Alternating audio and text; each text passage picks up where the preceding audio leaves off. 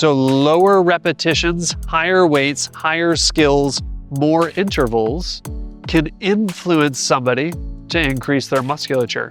And lower weight, lower skill of weightlifting and gymnastics and doing cardio in a more sustained way and fewer intervals will stimulate the body to drop some of that extra weight, mostly in the form of stored energy and in some cases through the release of some of the musculature. Hello and welcome to Season 2 of Unlock Potential. I'm Brian Delaney. Our focus this season is fitness. I'll be joined by Dr. Duvall, who's going to guide us through his protocol for getting into your best shape so we can live our best lives and serve others well. Hi, and welcome back to Season 2 of Unlock Potential. I'm Dr. Duvall, founder of the Stay Active Method, and in Season 2, we're taking you through all of the intricacies and the potentials of following this method. This is episode 40, and we're going to talk about appetite awareness, acceptance, and engagement so that we can understand how to fuel our bodies to be the best physical specimens we can be so that we are maximally helpful to others.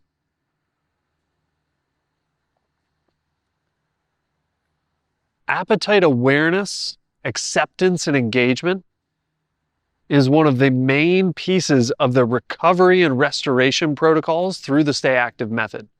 Every morning you'll wake up and you'll check in on how your body is feeling, and you'll do some exercise according to those feelings. Now that exercise creates a challenge that your body needs to recover from. Everything you do throughout the rest of the day is creating challenge to the body that you need to recover from. And your body is going to send those signals to you of what it needs and in what amounts. Check out some of our other videos where we talk about hydration and breath expansion so that you can become most aware of what your body needs. Now, that challenge that you take on is going to drain and create some damage to the energy supply in your body. And your body is going to send signals up through to the mind saying, hey, this is what we need. And then you've got some food already in your digestive tract. And so when you're well hydrated and calm with your breath, those signals from the gut will send up to the brain and say, this is what we already have. So the body says, this is what we need. The gut says, this is what we already have. What's left over is what we're hungry for. Now that's our appetite awareness. I am hungry for meat. I am hungry for vegetables. I am hungry for pancakes. I am hungry for mixed nuts. You name it, your body is going to let you know what it needs, and you'll be hungry for that. Now that awareness must be met with acceptance. There are a lot of diet books out there. There are a lot of diet protocols, a lot of nutrition programs that are going to try to predict exactly what you need, when you need it, and in the amounts that you need it. But your body is intricate and complex, and it's going to send signals to you that your brain cannot predict in the future. It only has to be met in the moment. This is what I'm hungry for. This is what I'm supposed to eat.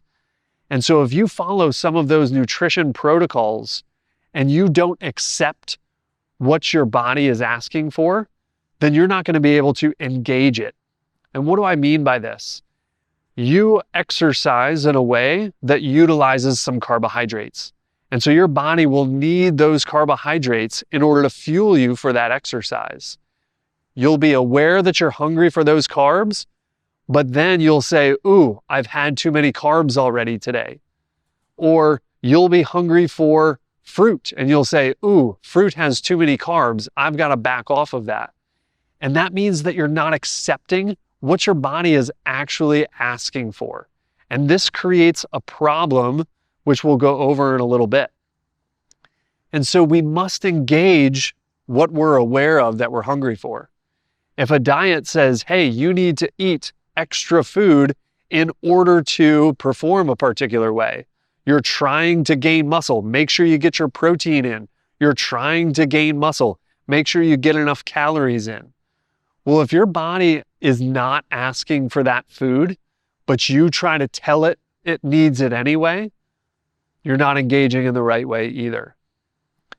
And so we can eat and we can not eat, and we can not have an appetite, or we can have an appetite. And this leads us to the 4 F's of appetite. We can feast, we can fast, we can feed, and we can go into famine. And what we're really looking for is to feed ourselves and to move fast. When we feed ourselves, we become peaceful. When we fast appropriately, we become inspired and energized, and we get a lot done. And with getting a lot done, we become hungry, we accept it, we engage it, we eat it, and then we become peaceful. Now, feasting means that we are eating when we don't have an appetite. That will make us slow. It will make us lazy. So when you feel slow, check in with yourself. Am I feasting? Am I eating foods that I'm not hungry for at times that I'm not hungry for them? Do you feel lazy? When you feel lazy, are you eating at a time that you're not actually hungry? You'll feel slow and lazy when you feast. Are you creating famine? Famine leads to weakness and reactivity. Do you feel weak and unable to accomplish what it is that you need? You're likely not eating something that you're hungry for. And your body is trying to slow you down. It's trying to restrict your intensity in order to survive the famine. Are you reactive? Is something that normally wouldn't bother you really irritating you? Is a loved one coming to you with a request just bothering you more than you could ever imagine? Is traffic getting to you more? You're likely not eating something that you are hungry for, or at the time you're hungry for it. I hope you can see that appetite awareness, acceptance, and engagement will lead to a peaceful and inspired existence, and you'll be able to feed yourself and move fast as opposed to getting into feast or famine. Follow along next while we start to talk about the impact of appetite acceptance on muscle building. What we eat, when we eat it, and the amounts that we eat it can have very positive benefits on the amount of muscle that we can build and the usefulness of that muscle. Now, we'll start with fasting. Fasting is not eating when you're not hungry. People will often say, hey, breakfast is the most important meal of the day. Breakfast means to break the fast. And so you will break a fast when you start eating. And so the fasting is the period of time without eating. Breakfast, the breaking the fast, is the time that you start eating.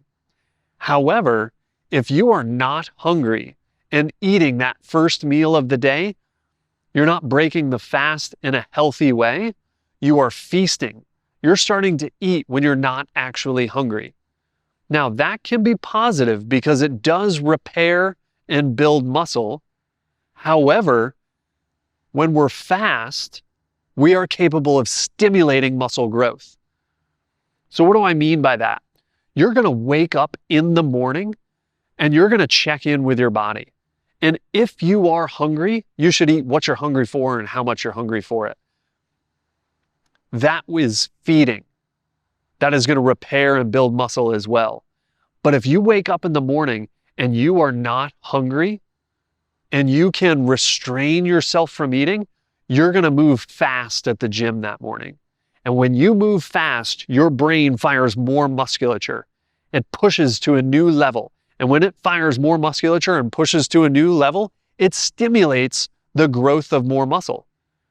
And after that stimulation, the signals from all of those muscles later that day, the next afternoon, the afternoon after that, it will stimulate an increase in your appetite, which means you fasted, you didn't eat when you were not hungry. That allowed you to move fast and stimulate musculature. Now you're hungry. And when you eat, you're feeding to repair and build muscle.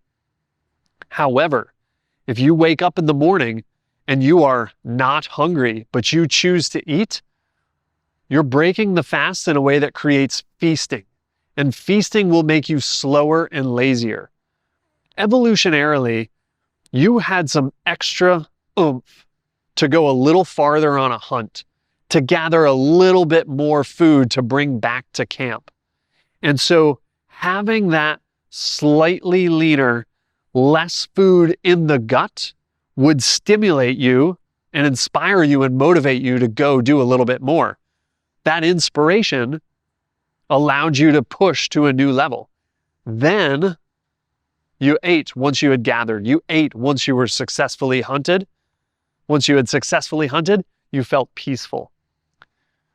But feasting makes you slow and lazy. If you wake up and eat breakfast without being hungry, you're going to be a little lethargic on your way to the gym that morning.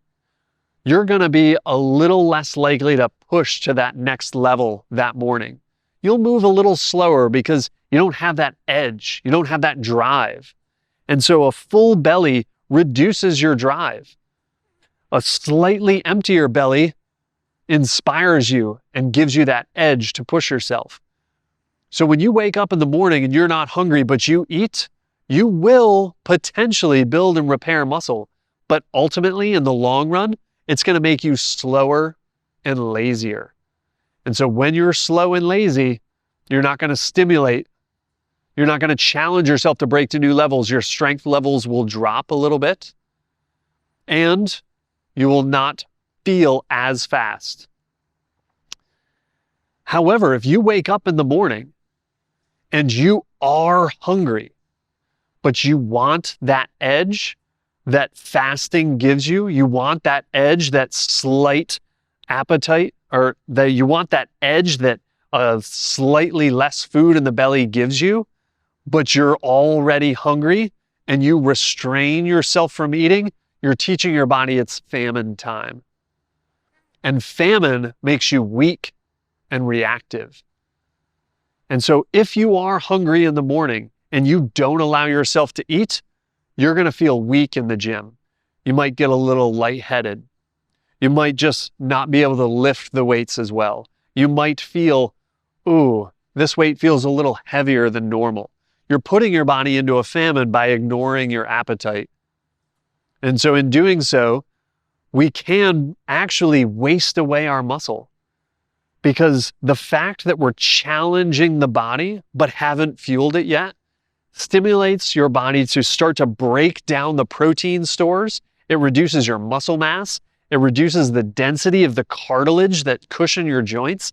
It reduces the tendon density so that your tendons get weaker and your ligaments get weaker.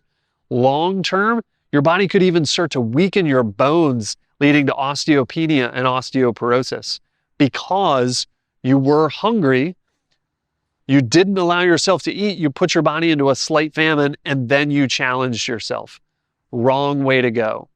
We're not looking for feast or famine, we're looking for feeding and fasting. And so to conclude, if you eat when you are hungry, you will repair and build muscle. If you restrain from eating when you're not hungry, you will fast. You will move fast and stimulate muscle, which will increase your appetite, which will allow you to repair and build. And then when you restrain, you'll move fast again. And this process over and over builds a muscular body that is peaceful and inspired. But if we end up eating when we're not hungry, or avoiding what we're hungry for and overly challenging ourselves, we're going to become slow, weak, reactive, and lazy as we potentially build muscle and potentially waste it away. Next, we're going to talk about the impacts of our appetite, as well as our engagement of it and its impacts on body fat and weight loss. There are two primary storage centers for energy in our body. The first is our musculature and our bones, known as our skeletal system. And that is the stored up energy that we are able to use on a moment's notice. It is there for us to be able to be physically active. we also have a place where our body stores energy that is stored underneath our skin and around our intestinal organs. And the storage there is about a more sustained use level of stored energy. It takes a little longer for our body to start to be able to use the energy that's stored in our body fat, whereas our skeletal muscle system, we can use that energy more rapidly. And so oftentimes we'll have clients who want to lose weight and they want to drop body fat. They are aware that the lifestyle that moves them towards a lower body fat level and a healthier body fat level and a more evenly distributed body fat level has many positive benefits, both for how they feel and perform, as well as for how helpful they can be to others. The first thing we need to understand is that our appetite is constantly guiding how much food we need and where we're going to store the energy that's in excess of what we put into our skeletal muscle system and that we use for other biological processes in the moment. And so we've had other episodes where we talk about suffering in the form of war and famine. And so suffering and war and famine were part of our evolution. They were part of how we survived more difficult times as hunter-gatherer tribes, how we survived more difficult times when farming was our main source of food for us and our family. And we needed to survive war and famine. And in order to do so, we needed to change our physiology. And so the physiology of a peaceful and inspired human is a little different than the physiology of a slightly more suffering, more uncomfortable human. If we were in war, we would have to have unrelenting physical output, no matter how uncomfortable we were, because it was life or death. What does that mean? I would need to run away from a battle I was losing, or I would have to keep fighting despite the fact that I was incredibly uncomfortable. Now, this physical activity of escaping and this physical exertion of fighting, even though I'm losing, meant that I had to use my arms and legs. And if I was in a sustained war environment over and over and over, evading a tribe or having to battle over and over, barely escaping with my life, if I were to take my body and add 10-pound weights to my wrists and 10-pound weights to my ankles and then have to fight, that would be infinitely tougher than if I had 40 pounds packed against my torso like a weight vest. And so our physiology helps us there. If our body thinks we're in war, it's going to strip the extra weight off of our arms and legs and it's going to pack it around our torso. What does that mean? That means that somebody who is in war has extra belly fat.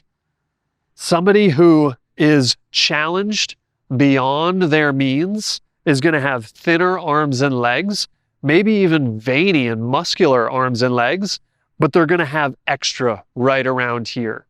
And when they have extra right around here, they go to some trainers and they might say, hey, I want to lose this here. And some of those trainers might say, we can't spot reduce. We can't drop the fat from there. Or they'll say, it's really tough to drop the fat from the belly. What that means is that you have to get your body out of that warring state. And so part of being out of a warring state means that you're not eating on the run. It means that you're getting to a calm, peaceful, settled place and eating what you're hungry for when you're hungry for it. And in your exercise, you're not overly challenging yourself. And so when you see somebody who has extra fat around the belly, extra fat around the abdomen, but thinner in their arms and legs, if you are one of those people, following the appetite awareness spectrum will help that process. When you wake up in the morning and you aren't hungry, your body will allow you to release and use body fat evenly from the body.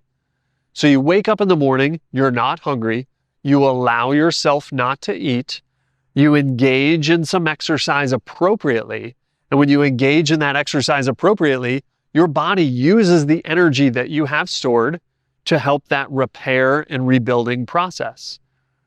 Later, you'll be hungry.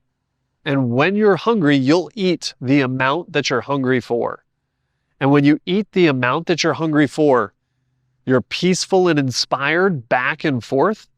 Instead of adding extra stored energy just to the belly, it'll add just a little to the arms and legs to create a more balanced physiology.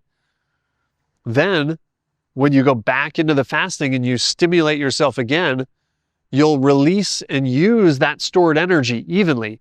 But because you're a little lower on your arms and legs already, your hormones will start to change and shift, and it'll start to take some of that off of the trunk. And so as it takes it off of the trunk and it adds it more evenly, and it takes it off of the trunk and it adds it more evenly, over time, your physiology starts to balance itself out. The extra 40 pounds that you had here turns into 2 pounds in each of these places, and then you drop 32 pounds of extra belly fat. That's the ideal.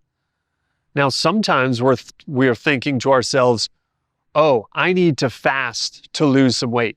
I've been eating too much. I've been feasting. I need to fast, which means I'm going to set this 16-hour window where I'm not going to eat.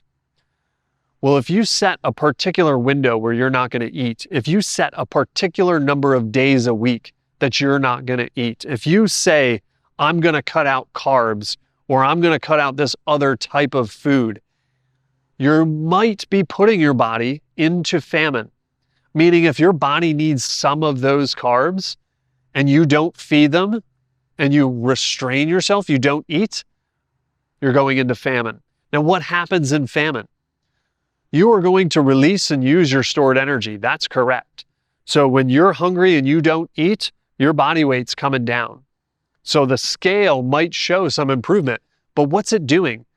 It's releasing it from the arms and legs. So the fat that you had on the arms and legs starts to get released and used. Now, when it gets released and used, eventually it's going to start to alter your physiology so that then later on, when you try to normalize, you're going to have extra on the belly. Now, part of not eating when you're hungry, that fasting, but not actually fasting, putting your body into the famine, when you get to that place, it starts to reduce. You feel weak, which means your boundaries are limited. It means that what you could normally hold yourself in restraint, you no longer are able to restrain, and you become reactive. And part of reactive means you overeat. So you've held back. You've done such a great job on your long fasting streak. You've had 40 straight days of only eating in a 6-hour window and restraining your body, and you've lost 20 pounds. But that whole time, your body is actually getting a little weaker and a little more reactive. And all you need is one birthday party for a friend. All you need is that one long weekend where you go out of town. All you need is that one slip up where you have that treat that you've been restraining yourself from. That reactivity puts you into feast. You overeat. You start eating something and your appetite goes away, but you keep eating. Now we've got a big increase in our stored energy. We went from releasing it from the arms and legs to a huge increase. And because your hormones are imbalanced, you lose it from the arms and legs, and that big increase puts it right on the trunk. What does this look like in real life? This is somebody who starts the year great. They do an awesome job through January. They do an awesome job into the summer. They are more shredded than they've ever been, but they still got a little bit of this right here. They're aware of it. That's just going to go away next year. But they're slowly putting themselves through a famine. And as they slowly put themselves through the famine, and then the holidays roll around, Thanksgiving, Christmas, Hanukkah, time with family, slower physical output. They go from famine, they had the best year they've had so far. They've lost the most weight that they've had so far, and they get into the feast season.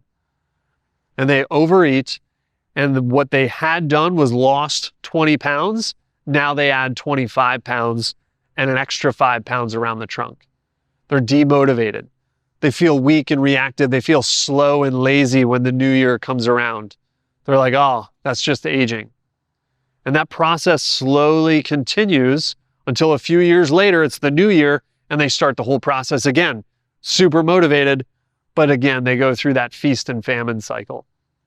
What we need to do instead is hold accountability to our appetite awareness, acceptance, and engagement. We've got to show up and hydrate ourselves and expand our breath. We've got to be super aware of when we're hungry and when we're not. And then we've got to eat when we're hungry. We've got to not eat when we're not hungry. That, over time, will sip the stored energy off of the body and do it in a healthy, sustainable, even and balanced way that's going to give you a physique that is inspired and inspiring to others. It's going to give you mental peace. It's going to give you a sense of calm within your body. And that sense of calm and that sense of peace is going to be so helpful to all those around you. Instead of being lazy or reactive, you're going to be a beacon of health and truth to help your family, to help your friends, to help your coworkers, so that this whole universe can start to level up. Now, what we're going to talk about next is the impacts of exercise, the comfort zone and effort zone, on our appetite. Our appetite and our physical exertion is not a one-way street. It's a two-way relationship. What that means is the way we engage our appetite impacts our exercise, and the way we engage our exercise impacts our appetite. The simplest way of putting it is that when you are inspired and have a lot of energy and are really ready to push, you can push to the outer limits of your ability, known to us as the effort zone. Now, when you push yourself way out into the effort zone, you stimulate a lot of musculature. You stimulate a lot of challenge to the body, and that muscular challenge increases your appetite. Now, when your appetite increases, and then you go ahead and feed it, you are repairing and rebuilding the musculature. You are adding new musculature. You're adding bone. You're adding cartilage, ligaments, tendons. Your veins and blood vessels are getting healthier. Your nerves are getting healthier. Your gums around your mouth are getting healthier. Your sinuses and the tissues that line your airways are all getting healthier. And when those things get healthier and are fully repaired, your appetite goes down.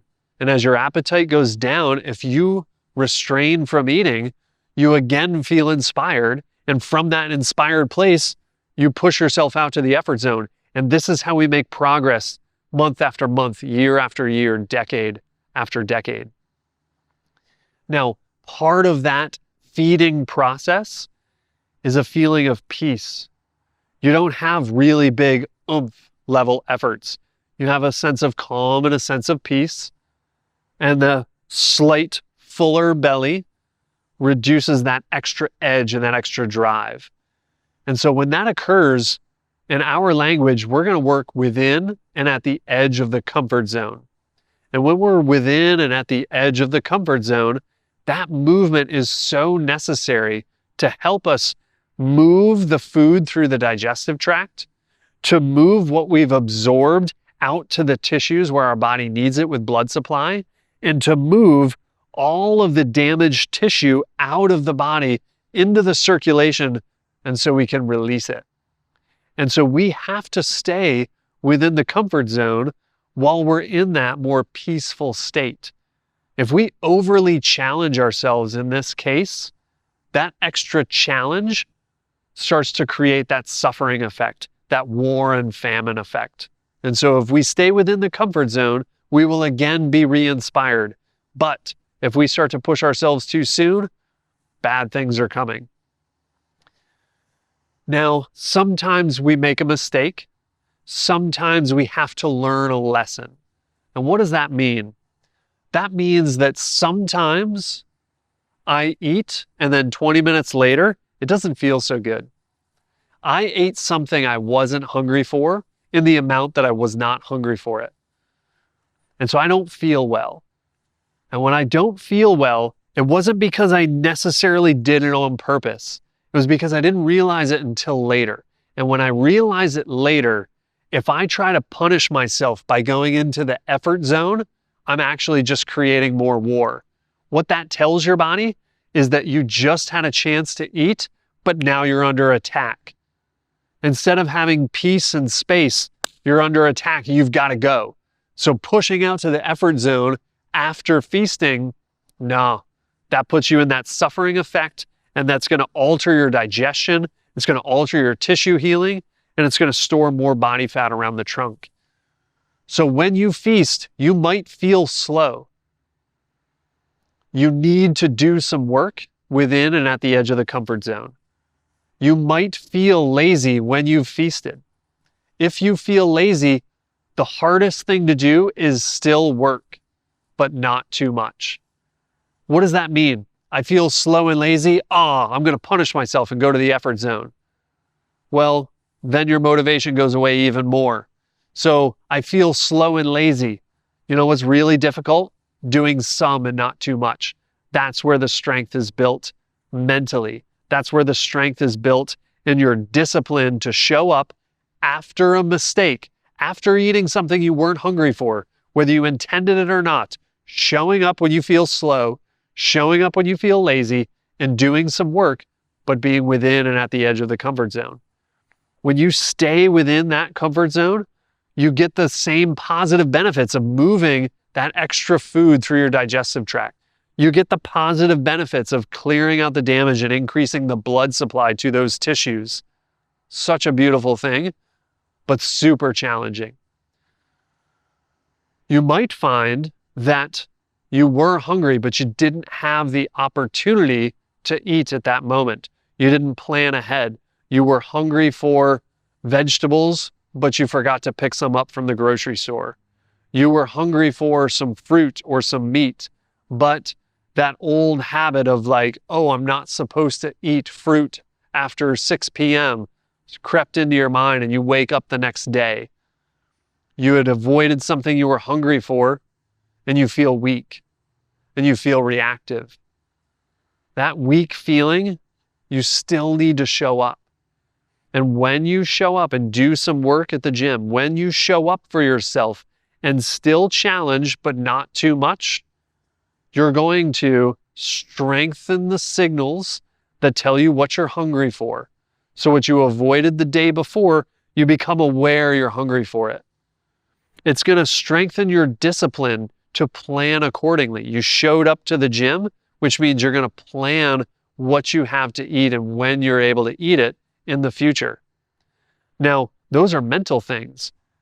Physically, when you're in famine, you're hungry for something, but you can't get it. If you can teach your body to release a little bit more of the stored energy, not by overly exaggerating your efforts, but by steadily moving with your efforts within and at the edge of the comfort zone, you're going to reduce the likelihood of famine in the future. What does this mean? In exercise physiology, this is called the fat burning zone. And essentially, the fat burning zone was, hey, this level of intensity is not burning carbohydrates excessively, which means the ratio that your body is utilizing your stored fat as energy throughout the rest of the day is increased. And so if you missed a meal and you don't have a chance to eat, but you have regularly trained your body to be within and at the edge of the comfort zone, you have regularly trained your body to be utilizing that fat burning zone at a slightly higher output, you can still accomplish what you need for the day, get through to the place where you have the opportunity to eat what you're hungry for, but resist the stressful response of the body from being without that food. Simply put, if you've been training successfully and steadily for months on end, and you have a day where you get tied up and can't get to lunch on time, and you got to wait until dinner, instead of your body going quickly into weak and reactive, your edge is going to dull just a little. You're still going to get done what you need to get done, and then you'll make it to your meal without that weakness and reactivity, without the lightheadedness, without the fatigue or the emotional outbursts. You'll just make it through and go, ooh, I'm a little more hungry than normal for dinner. Now I get to feed myself a little bit more, but I wasn't in famine because I trained my body to be steadier through those low times. And so the way our appetite affects our output and the way our output affects our appetite is a two-way street. Next, we're going to talk about how we can change the types of exercise that we do in order to stimulate more muscular increase or stimulate more release of stored energy by altering the appetite and following along. What we do for exercise impacts our appetite, and the way we engage our appetite impacts our exercise. Now, we can't just take on constant varieties of exercise with no pre-planning and expect ourselves to hit our top level goals. But if we do a bit of pre-planning accordingly, we can move in the direction of the goals to the best degree we can possible. And so in red here are the areas that certain exercises will increase our appetite and can respond by helping us add body weight. That body weight will consist largely of muscle mass, cartilage thickness, health of our tendons and ligaments, and the density of our bones, as well as the strength of our nerves and our blood vessels, the power of our kidneys, and the capacity of our liver and our lungs. And so when we maximize what we're capable of, then we get to follow through with a more resilient and robust body. But having excess weight, taking excess amounts of muscle mass for the way our energy can support it is not necessarily healthy. And we found that by feasting, we had a lot of extra stored energy and body fat, which doesn't make us healthy or happy or helpful. And so being able to increase our appetite by choosing the types of exercise that we're taking on can guide us towards our elite potential. And so right here, we have weightlifting. And that weightlifting can be done when our steady exercise is called for. Steady exercise is called for when we're in a bit of a low place. We're either stiff or tight in a way that's protecting our body while it gets re-energized and healed. We may also have some immune system function that's decreasing our mood, and we might feel sad or weak or depressed. So we take on that steady work. And if we take on weightlifting when we're doing our steady work and we stay within our comfort zone, if we have relatively higher weights and stay within the comfort zone, we stimulate a big increase in our appetite and we broaden the base for our steadiness. What does this mean? This means we build thicker, more vascularized musculature. And so if I have somebody who wants to increase their musculature and they want to increase their body weight, but they have to take on steady work, I'm going to give them a higher frequency of weightlifting with relatively higher weights. Now, the key thing to remember is that we're not pushing to maximal, we're just looking for relatively higher here. Now, if I have somebody who wants to do some weightlifting, but doesn't want to add to their body size, would be okay if they reduce their body size a little bit, I'm going to give them relatively lower weights in our weightlifting for that steady work. And then when we go to gymnastics or body weight elements, so we're not moving any external objects, we're just moving ourselves, the same process continues. I'm going to add high skill gymnastics. And because it's a higher skill, I'm going to do fewer reps, but I'm going to get more tension on the musculature. Just like the higher weight in the weightlifting, it leads itself to fewer reps, but more tension on the musculature. So if I have somebody looking to increase the amount of muscularity that they have, I'll give them high weight weightlifting and I'll give them higher skill gymnastics anytime their steady work comes up. If they want to reduce their body weight or okay with dropping some of the excess weight that their body has, I'll reduce their skill of that gymnastics or body weight work. That reduction in skill means they can do more reps, they can go for longer periods of time without rest, and that has a lower amount of tension on the musculature, meaning that they might start to drop some of that musculature, or because they're getting a lot more reps, they'll start to work off some of that stored energy in an easier way. And so when steady work comes up, if I want to add muscularity and I want to support the building of musculature, I'm going to do high weight weightlifting and I'm going to do high skill gymnastics still within the comfort zone. Now, if I'm going to take on cardio type exercise, I'm going to be minimally dosing that and I'm going to be doing it in intervals, which means there's less frequency of that low tension, high repetition work. And because I'm putting in intervals with work and rest, they don't get as much of a duration of that stress response that comes with cardio that we will typically see. So lower repetitions, higher weights, higher skills, more intervals can influence somebody to increase their musculature. And lower weight, lower skill of weightlifting and gymnastics and doing cardio in a more sustained way and fewer intervals will stimulate the body to drop some of that extra weight, mostly in the form of stored energy and in some cases through the release of some of the musculature. Now it does this because it stimulates more and less appetite. And so when I do things to a higher skill, higher weight, my appetite goes up more. I'm in a steady place with my exercise. I'm still within the comfort zone, but relatively speaking, more appetite. And with more sustained cardio, with lower skill, higher repetition gymnastics and lower weight, higher repetition weightlifting, my appetite actually goes down.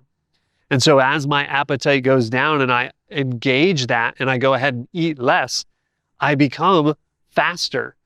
You remember from that previous chart, I'm looking to go faster, being a little lighter, having less food in my body, letting my appetite go down a little bit allows me to be faster. And so if I engage that, super. Now here's the key. I have to actually engage it. If I do sustained cardio and it reduces my appetite, but then I eat anyway, you're actually putting your body into a feast or famine situation. And so that's going to store extra fat around your belly. If you're looking to increase the musculature, but you're not allowing yourself to eat, then you're going to have trouble adding that mass. So when the appetite goes up, make sure you're feeding it. When the appetite goes down, make sure you follow it. If your body weight is doing things that you don't want it to, you can adjust these ratios. We're producing the Stay Active method. I'm in meetings multiple days a week with high-end designers that are going to walk people through every step of this process. We've got all the algorithms already planned and built, and those algorithms are going to allow you to adjust your goals so that when you're ready for steady work, it's helping shift you in these ways. But until that comes out, or if you don't want that level of guidance, using this awareness will allow you to use the Stay Active method and adjust your dosages to adjust your body weight. Now, strong work plays a role as well. I'll hear quite often from females in particular that they gain musculature very fast, that they don't want to get bulky, that the amount of muscle mass they want to put on is minimal, but they do want to be strong and capable. And ultimately, these things play a role, and the amount of sustained cardio versus high weight weightlifting will play a role for those females. It will play a role for people who aren't looking to get bulky, but want to feel lean and healthy and strong. And the frequency of high weight effort zone strong work and low weight comfort zone strong work will have an impact as well. When we're looking at strong work, we can divide it up into 30 seconds of super high intensity, 60 seconds of high to moderate intensity, and 90 seconds of just very, very uncomfortable work at relatively high weights. And the tip of that, the super short duration, focusing on fewer reps but higher weight, has minimal impact on the appetite. And what that means is when you're focused on lifting heavy weights in the right way, you can stimulate more strength, but not necessarily encourage a lot of muscle mass gain. And the converse of that, if you're looking at lifting heavier weights, but doing so for a slightly longer duration and getting close to failure at that time, you're going to actually stimulate more appetite. And so you can adjust not only how strong you become, but you can alter your appetite so that that changes the actual muscle mass and physique of the body as well. And so learning how to adjust when your body needs steady work and learning how to adjust when your body needs strong work can build many different physiques in the way that you want them to be built, provided you go through the hydration, you go through the breath expansion, and you become aware of your appetite. You accept what you're hungry for and when you're hungry for it, and you engage it. As long as you're following that process and you can adjust some of your exercise frequencies and ratios, you're going to have a body that feels good, that performs well, that is the fittest physical specimen you can be so that you are maximally helpful to others. You'll be peaceful and inspired, and you'll be inspiring to all those around you. We're putting out the Stay Active Method app. We're building the community so that people can engage their bodies, not just because they should, but because it feels good to them. They're going to engage their bodies to learn where their limits are, when to hold back and when to push. They're engaging not just because they're going to drive forward and do anything, no matter the cost, putting themselves into suffering and war and famine, but they're going to check in on their body and say, hey, body, I'm going to guide you, and you're going to speak to me, and I'm going to listen. And that relationship over time gives us the fittest physical specimen we can be, so we are maximally helpful to others. Join the movement and stay active. Thank you for joining us for this episode of Unlock Potential. Follow us across all socials at Unlock Potential 360 and visit our website at unlockpotential360.com to shop our gear and see what's coming up next.